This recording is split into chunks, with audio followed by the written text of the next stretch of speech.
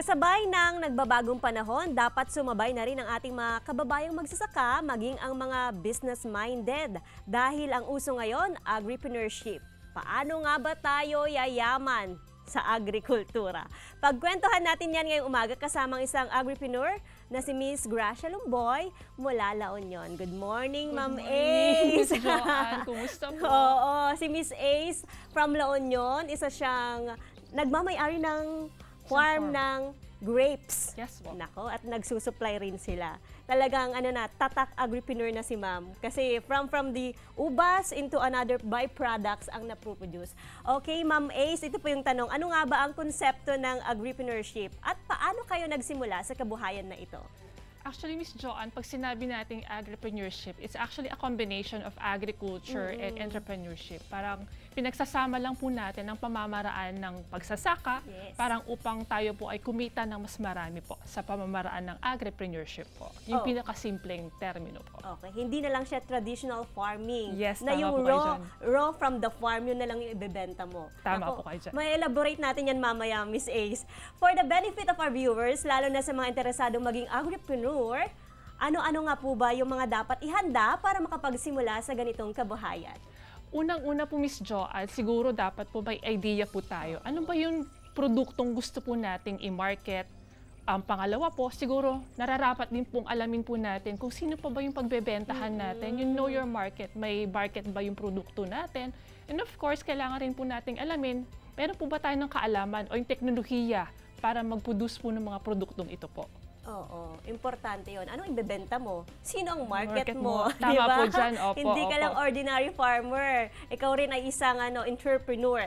Sa 20 taon nyo bilang agripreneur, ano ang bahagi ng buhay nyo o kwento ng buhay nyo na nais nyong i-share sa viewers na pwedeng kapulutan ng aral? Siguro, Miss Joanne, ito po yung nagsimula po ako maging full-time na agripreneur mula pong namatay ang aking ama noong 2018. So, parang biglaan po kasi. So, yung responsibilidad po ng pagpapatakbo po ng negosyo ay napunta po sa akin lahat.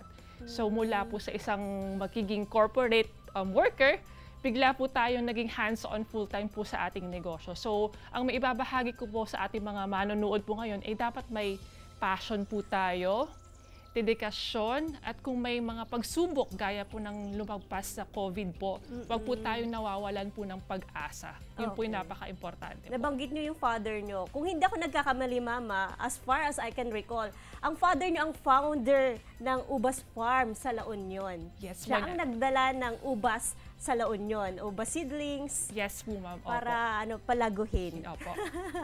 Sa bawat negosyo, sabi nga nila, may mga ups and downs. Ano ang mga learnings nyo rito? Siguro po, mainam po, for example po, pag nagkakaroon po tayo ng challenges sa negosyo, tuloy lang po. Kasi kung may vision po tayo at may gusto po tayong marating sa buhay, kahit man sa ating mga personal po na buhay, kailangan pong pag-igihin natin, pagpursigihin ang mga bagay na ito. Huwag po tayong mawawalan ng pag-asa. Pangalawa po, napaka-importante pong continuous improvement, continuous learning po, para po mas mapa-improve po natin ang ating mga produkto, ang ating kaalaman po. Okay. Sa iba't ibang generation kasi, iba-iba na rin yung tumatatak yung pwedeng nagiging in sa market. Opo. Nako, kailangan nyo rin makipagsabayan dito. Tama po kayo dyan. Sa inyo pong palagay or based on your experience, ano yung mga agricultural product na nakikitaan nyo ng potensyal? Ngayon po, specifically po sa La Union, dahil patok na patok po ang ubas po ngayon doon, napakarami pong mga tao, mga turista po ang nagiging interesado dito.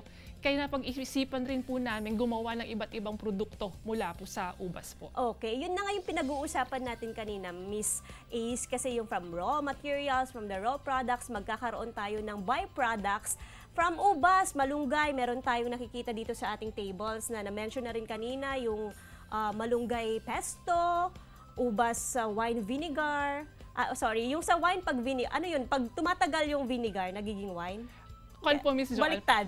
Baliktad.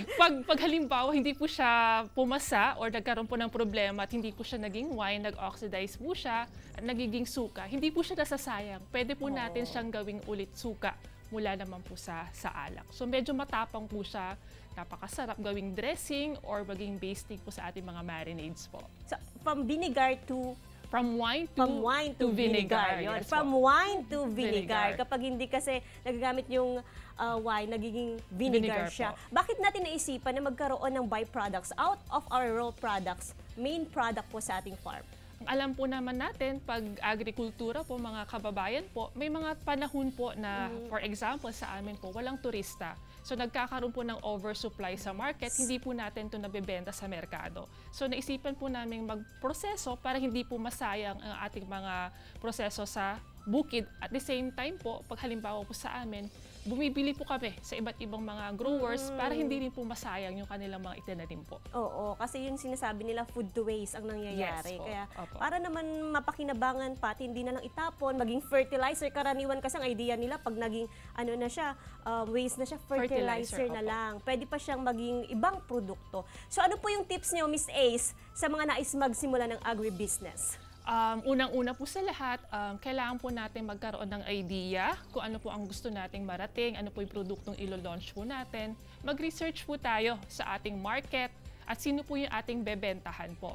Pangalawa po, mag-aral din po tayo ukol sa teknolohiya po nito. At pangatlo, sabi ko nga po, wag po tayo mawawalan ng pag-asa pag nagkaroon po tayo ng journey sa pag-launch ng ating mga products po. Nako, marami pa tayong matututunan sa agripreneurship kasi marami tayong mga kababayan talaga naman na nahihilig sa agriculture.